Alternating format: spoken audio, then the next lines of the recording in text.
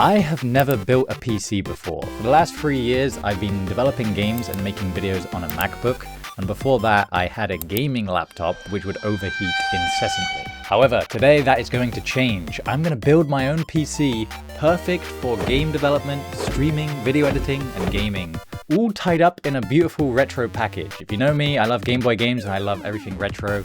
I love how old technology looked like this. I also like how the Game Boy colors, they came in like the see-through plastic. And I'm hoping we can mix those two things together to make an epic retro PC.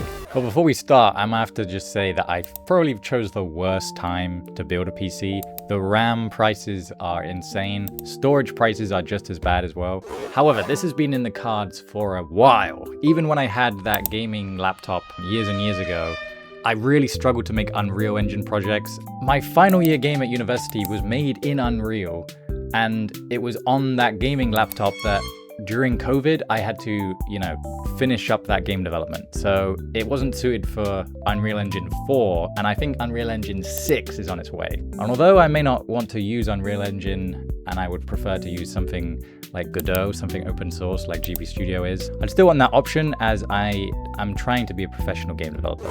So for this project, I have set the budget of £2,000, which is about 2,600 USD, I believe. And as I said, I'm treating this as a professional investment. So I want the best of both worlds. I don't want to break the bank, but I also don't want to be leaving stuff on the table where it would speed up my editing or my other rendering or game development. So throughout this video, I'm going to be putting up the prices on the screen, and you guys can tell me whether or not you think what I choose is a good choice or not. I'm recording this after I've finished the build, and I gotta say, I loved building it. It was a fun challenge. I'd love to build another. I have no reason why I would need to right now, but hopefully I can think of a reason to, because I had fun. Before I order my parts, I've been watching every YouTube video under the sun of first PC builds, Linus Tech Tips, and other channels building PCs to make sure I know what the hell I'm getting into here, because this is not a world I am familiar with. One of the first resources I found was PC Parts Picker, and this has been invaluable. It basically pools all of the PC parts components from around the internet and gives them to you in a way you can compare them, you can see all the prices. It even tells you the functionality if they work together, right? If something's too big, or if it needs a cooler, or the power is the correct wattage. So I need to collate a list using PC Parts Picker to make this PC. And the first thing, although it's technically not the most important, is the case. And I want the case to match my CRT monitor that I have right here. I want it to be beige. I want it to be plastic looking. I want it to look as retro and cool as we can. Now, the problem with PC Parts Picker right now is that it doesn't have any beige, plastic, old, retro looking PCs on it, which is really strange and annoying. When I went Googling elsewhere and tried to find something, I found two brands that could help me. One of them is Silverstone, and it's the FLP series, and the other one is Thermaltake and their Retro series. And obviously I could buy a old, actual real PC case that was used back in the day, right? However, I needed to have modern functionality. I am a brand new PC builder. So looking at the options between Silverstone and Thermaltake, I found that Silverstone was incredibly expensive. They have two types. One that's like a classic desktop PC where the monitor would go on top of. That would be so cool, but I looked at the videos of it and it seems like there's not enough cooling in it. And because of that old laptop, I am so scared about overheating and thermal throttling and everything. I want to stay away from that as much as I can. And then the tower version of the Silverstone one, it doesn't actually seem to be that much better than the Thermaltake one. And the Thermaltake one has a tempered glass side panel, so it's still a modern design, right? So I'm gonna go with the Thermaltake. And the great thing is there's two sizes, right? There's the 360 and the 260, so it fits MicroATX or ATX, so I get to choose which kind of motherboard I want on this. The problem now, like I said, is that the case doesn't show up on PC Parts Picker, and unfortunately it won't let me add it as a custom part and pull the information automatically. So I cannot be sure if all the parts will actually fit into this case. I will just have to triple check everything, otherwise I'm going to be stuck. So now I've set on the case, I now need to choose an appropriate CPU. I want it to be future-proof, so I'm going to go with the AMD Zen 5 microarchitecture, which basically means it's slightly better than the Zen 4. And I'm hoping this means it will last a bit longer, who knows. It's hard to guess for these things, right?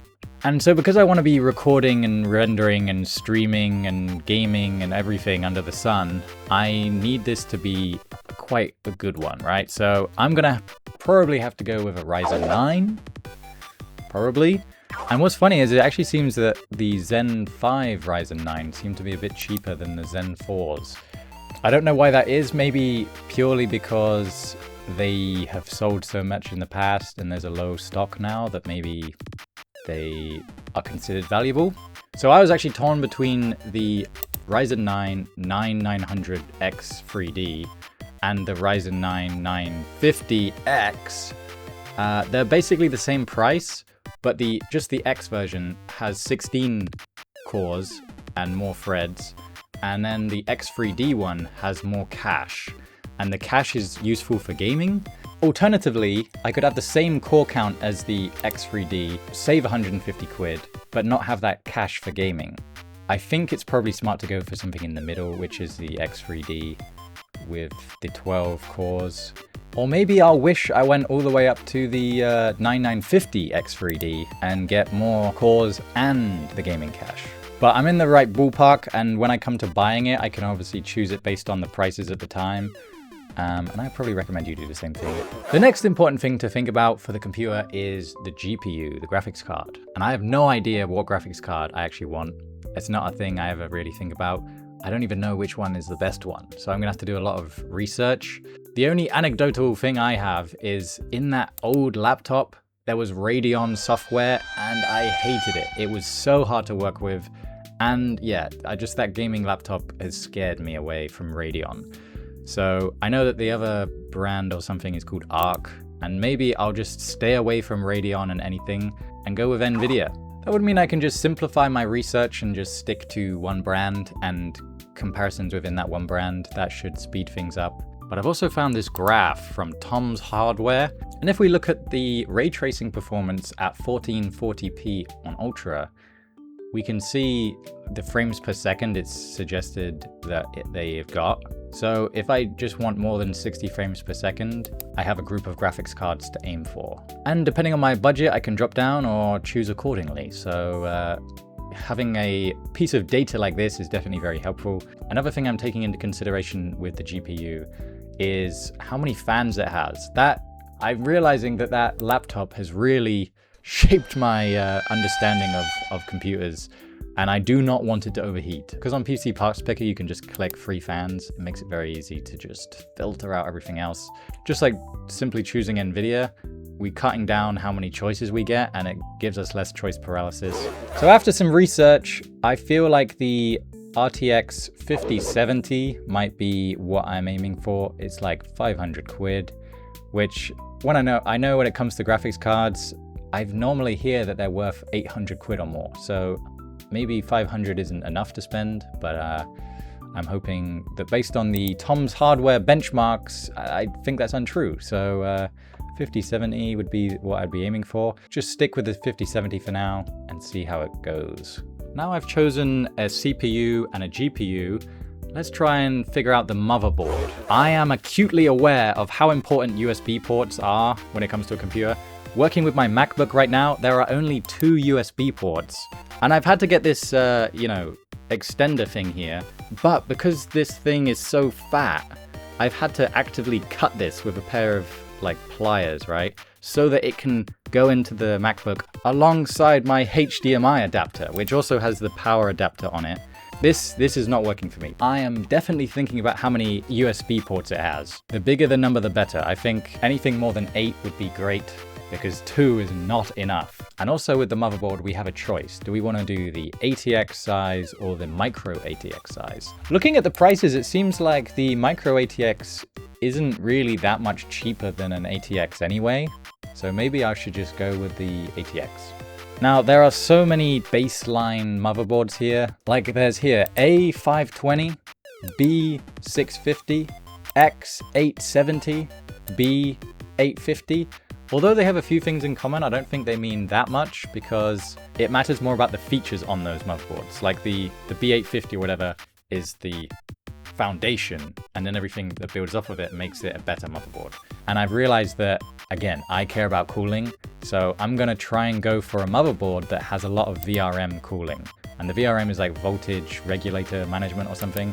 So it's like the power coming in and then distributing it, how much cooling it has, right? What the heat sink's like. There are some boards here that don't have anything. They're like basic, they're blank. They just have the microchips and stuff just exposed, which is fine. But if you stick a heatsink to it, right, a piece of metal that is lifting the heat off of it, which the fans can then disperse, you're not going to overheat as easy as you would with just nothing. So I care about the input outputs, I care about the speed of the RAM and the SSD capabilities and the cooling. And also I kind of care about the color, right? If it's going with this beige PC, I don't want it to be like bright pink, right? I don't necessarily want it to be black, but I think black would look cool. Basically, I found one here called the ASRock B850 Steel Legend Wi-Fi. So it has Wi-Fi built in, it's like silver in design, and the B850 means that it's pretty up to date and I shouldn't have to update any BIOS before I even turn it on. And it seems to be a fairly affordable price in comparison to all the others. It's got great VRM cooling. Let's hope this is the one. Also want to mention that it has the AM5 socket. Luckily, because I'm using PC parts picker, it automatically has a compatibility filter that you can tick on, or that is on, right? So then it will be for the parts that you've already chosen. So I've got the Ryzen 9 set there, and so it already works with it. The same with the graphics card. As for RAM, I know we're going through something crazy right now where all the AI centers are making it so it's really expensive to buy RAM.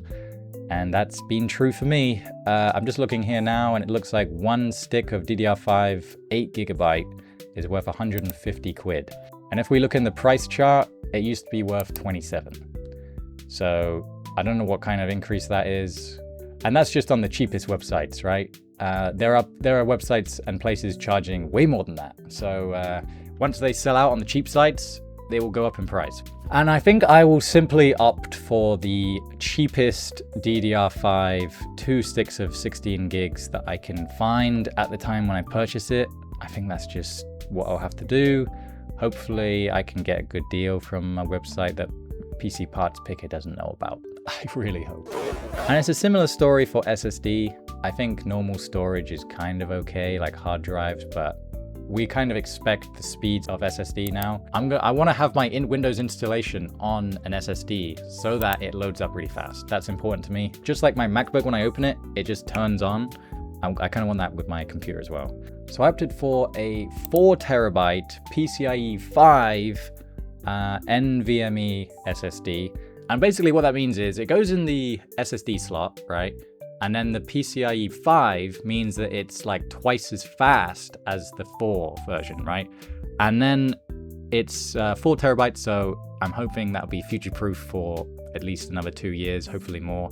And then I can think about buying another SSD to fill out those other slots on the motherboard. And also this one I looked into, it has a cache. And what that basically means is it has a little piece of memory of where everything is. It has like a little map of what is stored on the SSD so that it can get to it quicker, and that means it can actually achieve the speeds it advertises. So having that cache hopefully means that I'm getting more of my money's worth. And one of the last things on our list here on PC Parts Picker is the power supply. So I had to learn what everything means about there's like an efficiency rating of gold, platinum, whatever, bronze, and also the wattage. Luckily, PC Parts Picker gives you a wattage estimate. Mine's about 500, and through all the Linus Tech Tip videos and stuff, I found out that you should probably go for a couple hundred more wattage power supply than you will be using. There's two reasons for that. One is because when it says like 80 plus gold or platinum, I think it's actually referring to how much of the advertised power is actually going to get to your system. So if yours literally says a 501 watts as your max, I wouldn't recommend getting a 500 watt power supply. I'd recommend getting a 750, right? Because if you got 500, then there might be a scenario where the power supply isn't giving it to the system. and then you can have problems. Another reason why you want a bigger power supply than you actually need right now is because you might want to upgrade. For example, if I wanted to upgrade my GPU, then it might be more power intensive, and therefore I would need a bigger power supply. But if I already had a bigger power supply, I might not have to worry. So what I'm looking at is the Gigabyte UD750 watt Gold Plus certified, fully modular, which is great and fantastic. And I looked at the Gigabyte ones, and there's a P series and the UD series. The UD series is ultra durable, and the reason why that even exists is because the P series, I looked it up, and everybody who had a P series, not everybody, a lot of people were having failures with that power supply, and then it would sometimes brick their computers. So I opted for the UD, which is ultra durable, which is they fixed all those problems, so I would be happy to buy it. So the last thing left on this list is the cooling, and you guys know I am scared of cooling. I need it to be ice cold in there. And if you look on PC Parts Picker, there are so many cheap ones. You can sort by price. There's one here, 10 quid, and it's literally just a fan on top of a heatsink, which if you're not doing much, I'm sure that would be fine, but I am scared of it overheating. So I'm gonna go for an all-in-one water cooling one with a radiator. I've seen some really cool ones, like in the hundreds of quid, that have like an LCD screen on the CPU, right? That like can show the temperature it is right now and show GIFs and animations. That would be cool. However, I don't think that's necessary. I don't really think that's needed in a CPU cooler. As well as the CPU cooler, I need to think about fans. I know that the case comes with fans, so I should get 2, but they say that you need more input than you have output. Otherwise it creates a negative pressure. I'm guessing that's not ideal for cooling, so I might have to think about how I do it, but I guess I'll see how the cooler goes and then consider ordering more. I didn't intend to spend too much on the cooling, despite my fears about it overheating. Now, before I can build the PC, I've got all these boxes. We need to check that I've got everything I ordered, and will it work together? The first thing I realized when I was unboxing was how huge the case actually is, and I instantly knew it would be too big to keep on my desk, unfortunately, long term at least. However, the build quality was surprisingly high. I'm so glad that it's actually made out of metal. It's just the front panel that's plastic, which is actually quite cool. I expected the whole thing to be plastic for some reason. I don't really know why. They basically have painted the metal beige, which I really like. I think it'd be cool to strip back all the other parts and spray paint them beige too. So, case, check. CPU, check. GPU, check. German Haribo, check. Motherboard, check. RAM, check. And then the SSD, check. Power supply, check. CPU cooler, check. Now we have everything to make a PC, but I think I'm gonna have to do that tomorrow.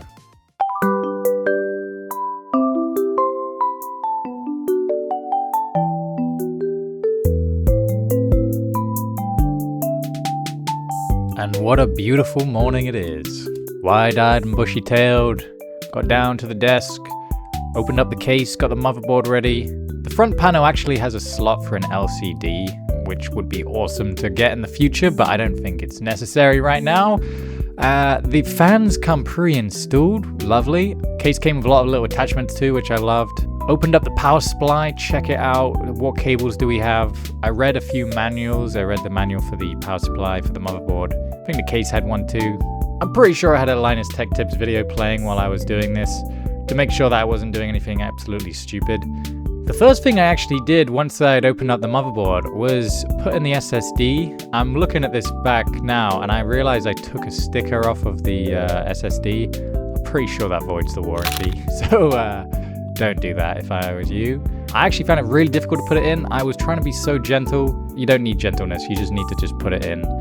Now I've done it once, I can do it again, but like the first time you do something like that, you do not want to break it, so I was very hesitant when I didn't really need to be. I figured out how to drop the CPU in pretty easily. I'm not sure if the camera got it, but my next struggle was putting down the lever on the thing to like push the CPU down. The amount of force it took was scary. I didn't expect it to do that, and I was praying I hadn't broken it. We will only know when we turn it on.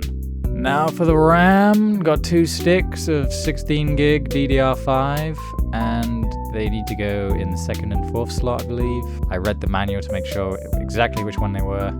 Again, they required more force than I thought they would. For some reason, I think that electronics are gentle. That's more of a click I was expecting. I then tipped over the case and got ready to put the motherboard in. This is quite daunting. I know that if you scratch the back of the motherboard, you can make it fail, so I had to be very smart about it. I screwed in the motherboard, tried not to over tighten or anything. Started attaching the fan headers to the motherboard. I had to look up the manual online and look at exactly where they go, because it was hard to find them on the motherboard itself. I didn't know what I was looking for. And I brought out the CPU cooler. It's actually the first thing I bought. I saw it was on discount, 30 quid.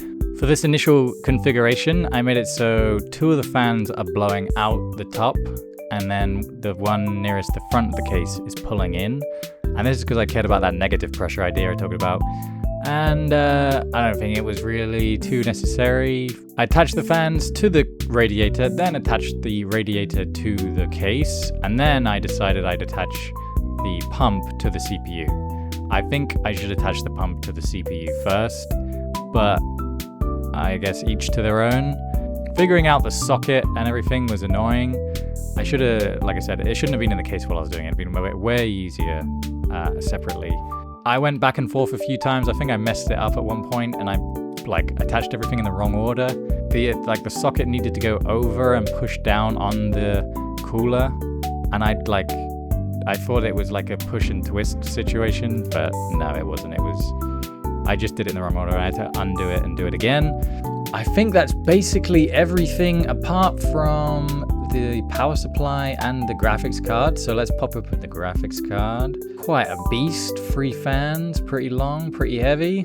I took out 2 or 3 of the back shield bits to fit the graphics card, and then put in the 3rd one back in afterwards, just so it was easier. It's a shame this graphics card doesn't look cooler. It's like a big black slab, but it kind of matches the fans, so it's pretty cool if it would been beige or silver. But like I said, I could spray paint the shrouding.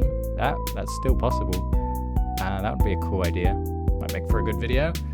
Let me know if you want to see me spray paint the shrouding of my 5070.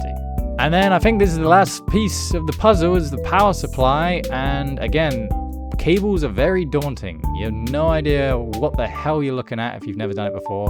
You have to Google everything and check videos, check every instruction manual, double check. At this point, I think the whole thing, making this took 5 hours, because I was reading everything and making sure I wasn't gonna destroy the system. So here's the situation. I have plugged in the monitor and the computer in 2 separate outlets, just in case something blows up. I haven't plugged in the keyboard and mouse yet. All I want to do is turn it on and see if it boots. So let's turn this on. I realize I need to plug in the display port. Let's try it.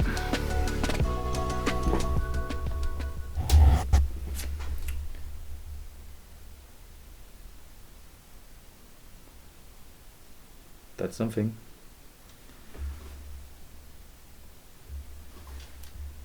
That's interesting, that is.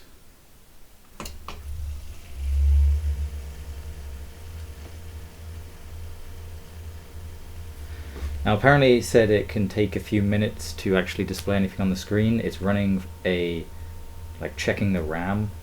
Don't know what it's called. My camera's dying. It seems to have a red light and it's flicking. Oh, it's just gone green and now white.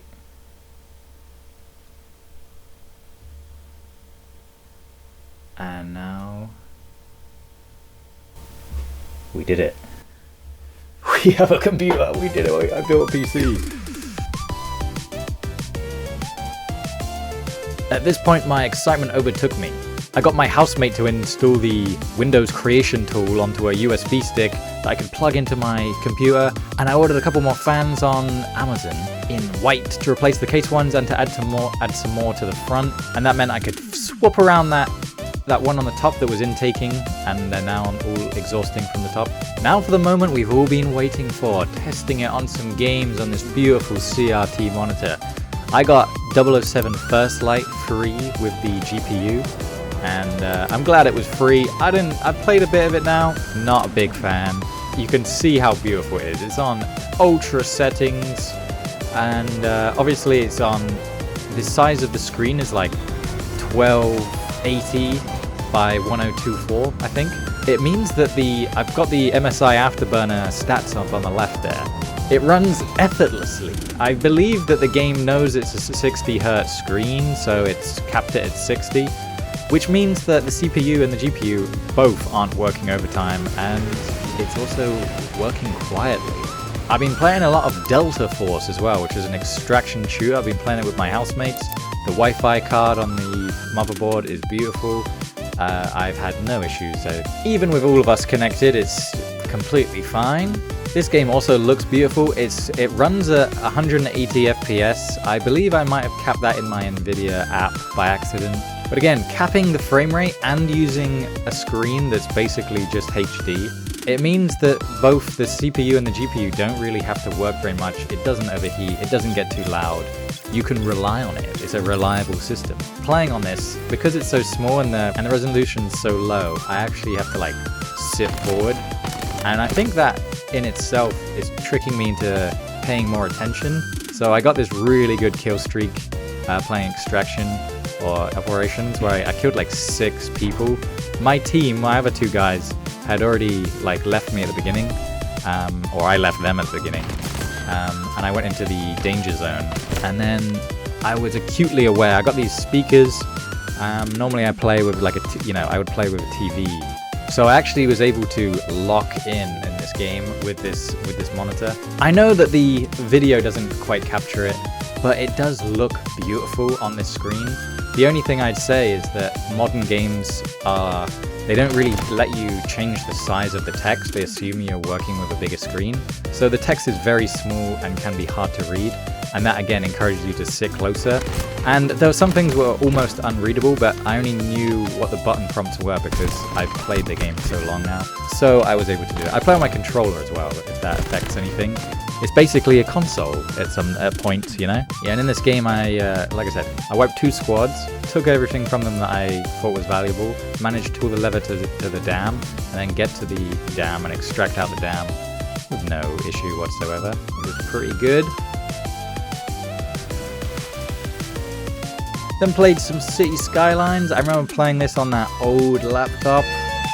The fans would go crazy on this. I was able to play it for hours on end, and that might be partially the reason why the laptop is dead, is because I used it until it died and didn't think about trying to keep it alive. I had to buy a cooling pad for it, and that helped not burn my knees when I was actually playing it on my lap as well. But yeah, I put all the settings to ultra, and for some reason the frame rate is at like 50. I didn't find a setting that really controlled that, but it might be that the simulation of this game is using the frame rate. So if that's true, then that would make sense. Again, because of the capped frame rate, the CPU and the GPU usage were very minimal. It was basically at idling temperature or just above. So again, another example of how this is an upgrade on my last stuff. Trying to get back to the retro vibes now. I used to play RuneScape on my old Windows Vista or XP, don't know which one it was, and I remember loving this game. So I thought I'd give the old school RuneScape a run for its money on my PC. Frame rate 60, GPU and CPU uses less than 10%. This is the ultimate retro gaming machine. It can handle anything. It makes me want to get the newer RuneScape. I purely got this because I used to play it and I knew what I was doing. I decided to explore into the desert again. I remember having this system where I'd kill all those cows, I'd then take their hide over to the tannery, and then I'd craft loads of stuff, and then I'd sell what I crafted on loop for hours on end after school. And I'm not really sure why I did that. I think I remember making a lot of money that then I bought really good armor with. But because I hadn't really explored much, I didn't really have any use for that armor. I guess I would probably do a few missions here and there, and I was extremely scared of dying and losing all my stuff, so having good armor was a good part of that. Then thought I'd play some Game Boy Color games, so I jumped on Tetris. And if you know me, I love Tetris. I've got a pretty good score on this run, and there were some times where I thought I was going to die, and then managed to clean up as the professionals do. Yeah, this was fun. Playing it on this screen is what it was made for. Even though the Game Boy screen obviously has its own beauty and charm, a CRT just has a feeling that is also matched by the beauty, right? It's not limited much. It's not limited much. And therefore you can fully enjoy any game. Like even these modern titles that I was showing you there, there's still beauty in those games through this screen. If I was to play 007 First Light on a Game Boy DMG screen or the Game Boy Color screen, the resolution would destroy it. But maybe it would be fun, but it wouldn't be long-lasting, right? The CRT has so much magic, even for Tetris, especially for Tetris. I've watched a lot of performance benchmark videos, and I've seen that they almost all use either Cyberpunk 2077 or CS2. So here's CS2 uncapped. I realized on the other games I had VSync on. I also had NVIDIA G-Sync on in certain occasions. But for CS2, I've uncapped it completely. And as you can see, I'm pulling over 300 frames. I think it would dip to like 290 at times. And obviously this is on the basically HD resolution, maybe even less, I think. We were hitting over 600 frames at certain times. I think the average was like 300 and something. So playing on this little screen definitely maximizes this graphics card, maximizes this PC. So let me know if you would agree that we succeeded in building the ultimate retro gaming workstation. And if you want to see more like this, my next plan is to do up my desk. I can already feel that it's working against me. I need to figure out the vibe and make it work better for me. And I enjoyed building the PC so much, I might crack open that old laptop and put in a new SSD or something, fix it up. New thermal paste. And now I have this beautiful machine, I can get back to game developing. So if you want to see some of my games and if you want me to play yours, let me know. And I'll put my patrons up on the screen right now. Thank you so much to you guys. You guys are the absolute best. Remember to like the video if you like the video. Subscribe if you haven't already. Let me know what you thought of this one and what you want to see in the next one. Let me know what kind of retro gaming builds you have. I also want to give a shout out to LateBit, who made the music for this video. You can check out his account on YouTube. I believe he also has a Spotify. He also makes some cool videos, so check him out if you like the music. And I'll see you in the next one. Bye-bye.